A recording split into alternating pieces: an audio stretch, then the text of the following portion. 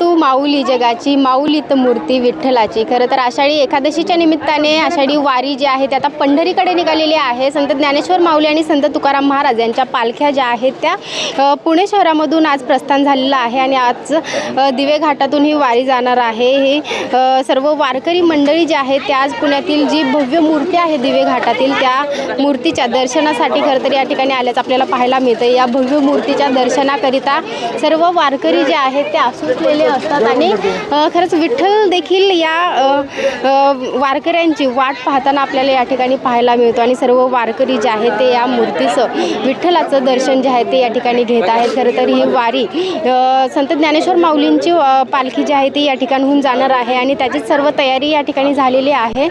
सर्व वारकरी मंडळी जे आहेत ते आता पुढे आलेले आहेत. काहीच वेळात पालखी देखील येणार आहे आणि एकंदरीतच आपण पाहतोय वारकऱ्यांचा उत्साह जो आहे तो त्यांच्या चेहऱ्यावरती पाहायला मिळतो. आता इथून पुढे खरं तर ही पालखी आता पुढे सासवडमध्ये याचा मुक्काम पुढचा असणार आहे आणि त्याच्याच निमित्ताने वारकरी आपण पाहतोय की या ठिकाणी विठ्ठलाच्या दर्शनासाठी या ठिकाणी आसुसलेले पाहायला मिळतात. विठ्ठलाच्या चरण जे आहे ते स्पर्श करताना पाहायला मिळतात आणि एकंदरीतच आता ही पालखी जी आहे ती पुढे प्रस्थान झालेली आहे. पुणे शहरातून आता ही पालखी पुढच्या दिशेने चाललेली आहे. मात्र वारकऱ्यांचा उत्साह अजून देखील आपल्याला तोच पाहायला मिळतोय. पांडुरंगाकडे चाललेला हा वारकरी जो आहे तो आनंदात उत्साहात आपल्याला अजून देखील पाहायला मिळतोय.